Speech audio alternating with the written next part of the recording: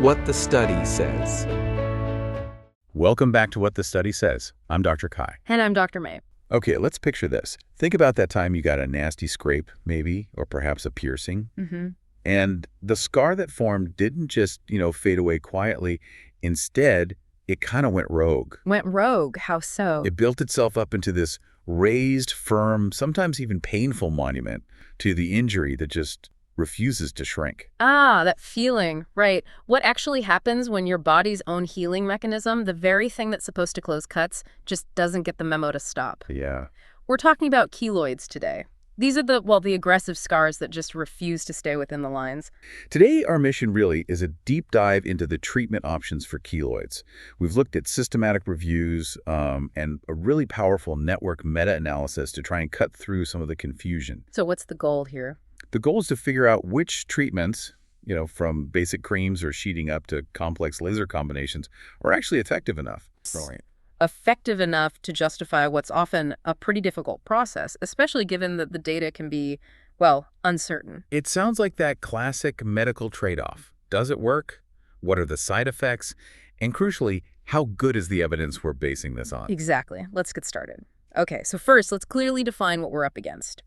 You might sometimes confuse a keloid with, say, a hypertrophic scar. Right, the ones that are raised but stay within the original wound boundary. Precisely. But keloids are quite distinct. They're typically raised, firm masses, the surface is smooth, and the color can vary a lot, sometimes pinkish purple, sometimes darker, sometimes even pale, depending on skin tone and age of the scar. And the really key thing, the defining characteristic based on everything we've reviewed, is their aggression, right? Aggression is a good word for it.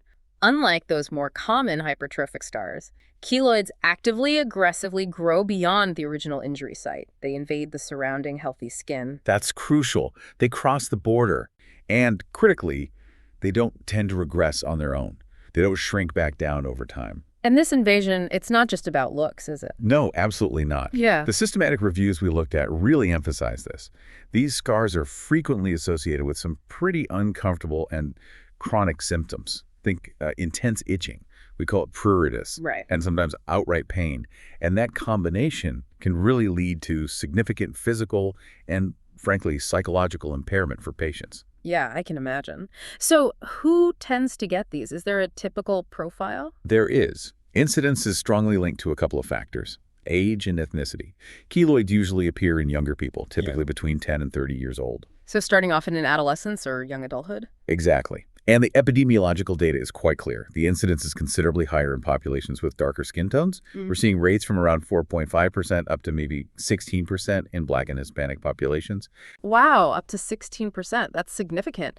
Especially thinking about younger people in those groups, it really highlights the need for effective ways to prevent them or treat them early. Absolutely. And beyond the genetic predisposition, what else can sort of flip the switch for keloid formation? Good question. What are the other triggers? Well, other known risk factors include significant trauma, like a burn injury, infections complicating a wound, surgical trauma. Okay. Even things like pregnancy can sometimes trigger them, or simply areas where there's a lot of tension on the skin. Ah, which explains why you often see them on the chest, shoulders, back, earlobes. Precisely, those high tension zones. So fundamentally, why does the body overshoot the repair job like this? What's going wrong at the cellular level? It really boils down to an imbalance. In normal wound healing, your body carefully balances making new tissue components, mostly collagen, with breaking down the old stuff. Right, a controlled process. Exactly. In a keloid, that balance is just broken. We see pathologically high rates of cell proliferation. The fibroblasts, the cells that make collagen, are multiplying way too much. And they're depositing massive, excessive amounts of extracellular matrix components, especially collagen. The production rate just completely overwhelms the degradation rate. So you end up with this fortress of scar tissue that keeps building. That's a good way to put it. A fortress that doesn't know when to stop building. Okay, so given that constant overproduction, it makes sense that managing them is really tough. It really is. The researchers consistently point out that there's currently no gold standard therapy. A big reason for that is the recurrence rate. It's notoriously high. How high are we talking? Often exceeding 50%, even after a treatment seems to work initially, or even after surgical removal. Yeah. They just come back. That must be incredibly frustrating for patients. So where do people usually start? Let's talk about the non-invasive options like silicone gel sheeting, SGS. Is that the simple, gentle fix people might hope for? Well, SGS is frequently recommended. Yeah. It's seen as a good sort of first-line non-invasive approach, but, and this is a big but, you need a reality check on what it actually involves. Okay. To get the potential benefit, patients are generally told they need to wear this sheeting for at least 12 continuous hours every single day. 12 hours a day. Wow. For how long? For 3 to 6 months, typically, sometimes longer. That is a massive commitment. Just adhering to that must be difficult. Does the evidence actually show it's worth that level of effort? Well, that's where it gets tricky. The problem isn't just the commitment, it's the quality of the data supporting it. The review authors who analyzed the studies on SGS, Yeah. they essentially found insufficient data. They rated the findings as having very low certainty evidence about how effective it is compared to doing nothing, or even compared to other treatments like steroid injections. So we have this really common, widely recommended treatment, but the scientific backing is actually pretty weak. It's weak, yes. The studies often have design flaws, high risk of bias, really small numbers of participants. It just makes it hard to draw firm conclusions. So this statistical fog around the non-invasive options, it probably pushes people towards more invasive stuff quicker, right? Like injections. Often, yes. Which brings us neatly to intralesional triamcinolone acetonide TAC injections. That's kind of the classic baseline invasive treatment. Right, TAC injections, the standard go-to, injecting steroids directly into the scar tissue. How well does that work, and what are the downsides? TAC injections certainly can help flatten keloids, reduce itching and pain to some degree, but they definitely come with well-known side effects. Things like skin atrophy, thinning of the skin hypopigmentation, which is loss of skin color around the injection site, making it look lighter. And all telangiectasias, those little visible spidery blood vessels on the skin surface. One study noted these kinds of adverse events in about half of the treated scar segments. Oof, 50%. So the treatment might flatten the keloid, but it could leave its own mark on the surrounding skin. That's the trade-off, exactly. And this is where looking at combination therapies becomes really interesting, especially through the lens of that network meta-analysis, the NMA you mentioned earlier. Right, the NMA. Remind us quickly what that lets us do. Sure. A network meta-analysis is basically a smart statistical technique. It lets researchers compare multiple treatments all at once, even if they've never been directly compared head-to-head in a single clinical trial. It helps rank them. Okay, so this NMA looked at efficacy, defining it as getting more than a 50% improvement compared to just using TAC injections alone. What rose to the top? The combinations definitely came out ahead. The clearest winners typically involve combining TAC with another drug called 5-fluorouracil, or 5-FU. 5-FU, that's often used in cancer treatment, right? How does it help here? It is. Here, it helps by inhibiting the rapid proliferation of those overactive fibroblast cells we talked about. The idea is to hit the scar with multiple mechanisms at once. That makes sense, kind of a synergistic attack, hitting the inflammation with the steroid and the cell growth with the 5-FU. Exactly. So which specific combination was the most potent according to the NMA? The combination with the highest efficacy was TAC plus 5-FU plus a pulse dye laser, or PDL. That had a relative risk of nearly 2.98, specifically compared to using TAC alone. Wow. Almost 3 times better improvement. What was next? The next most effective drug combination was just TAC plus 5-FU without the laser. That still showed a good improvement, with a relative risk of 1.43 compared to TAC monotherapy. Interesting. And were there other promising combos? Yes. Another study highlighted good results using a different laser, the NDYAG laser, combined with 5-FU and another steroid called Diprospan. They reported a 78% excellent response rate. Okay, so combination therapy seems key for initial improvement, but as you said, the real beast with keloids is recurrence. Did the analysis show which treatments were best at stopping them from coming back? Yes, and recurrence is absolutely critical for patients. The NMA looked at this too. The combination that showed the lowest reported recurrence rate was TAC plus an agent called bleomycin. Bleomycin, Yeah. another potent drug. Very potent. It's a cytotoxic agent, meaning it kills cells, and here it helps accelerate the death or apoptosis of those overactive fibroblasts. This combination had a remarkably low relative risk for recurrence, just 0.04. Wow, 0.04. That's a huge reduction in the risk of it coming back, almost stopping those multiplying cells completely. That seems to be the idea.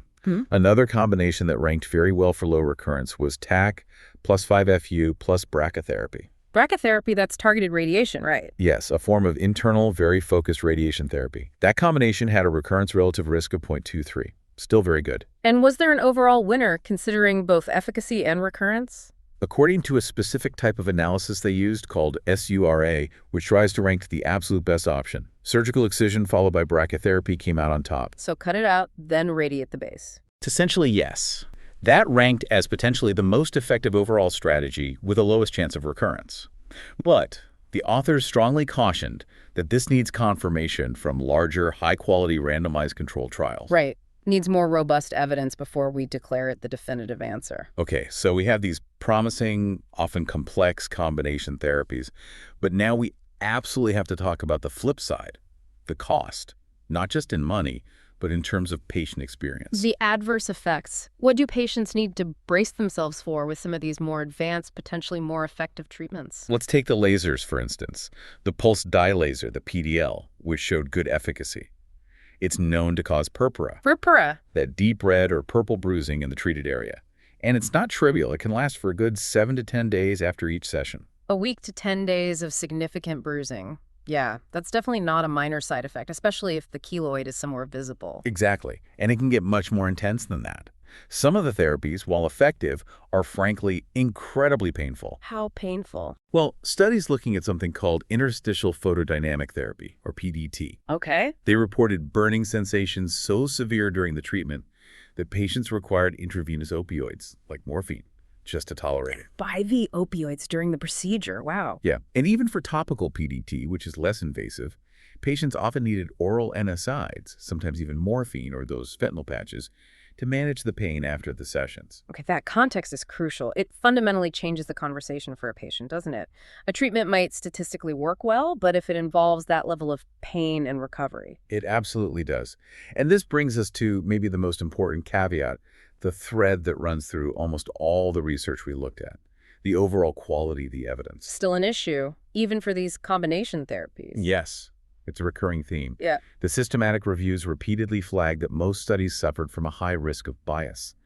A major reason is the difficulty, really the impossibility, of blinding. Ah, right. You can't really give someone a fake laser treatment or a sham injection without them, and the person doing it knowing it's not the real thing. Exactly.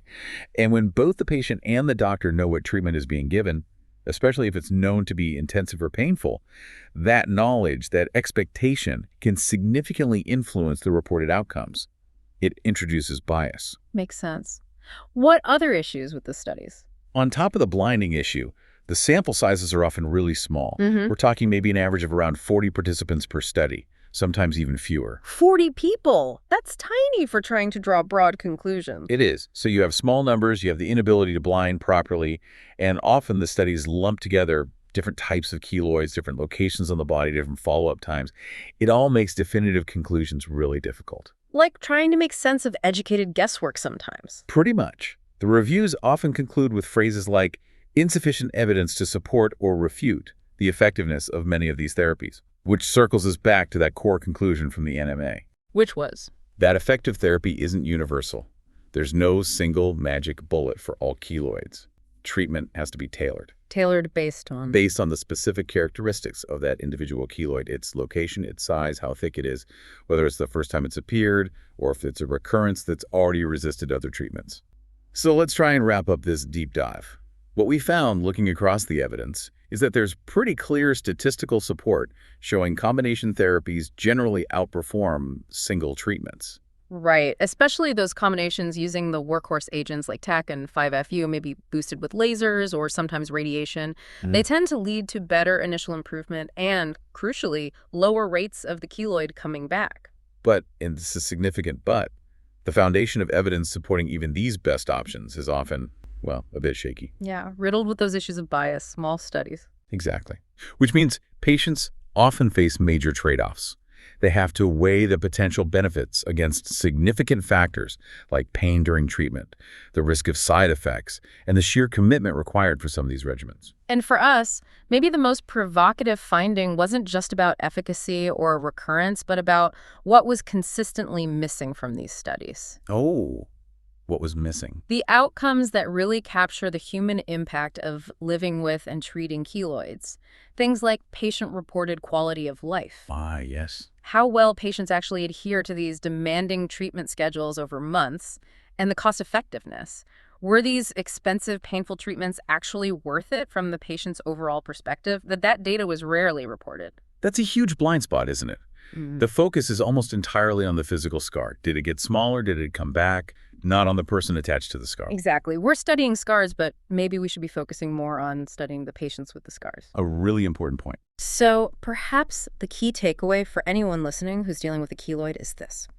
When you talk to your dermatologist, don't just ask, will this treatment shrink the scar? Ask the arguably more important question. Considering the pain, the hassle, the recovery, the potential side effects, will this treatment genuinely improve my overall quality of life?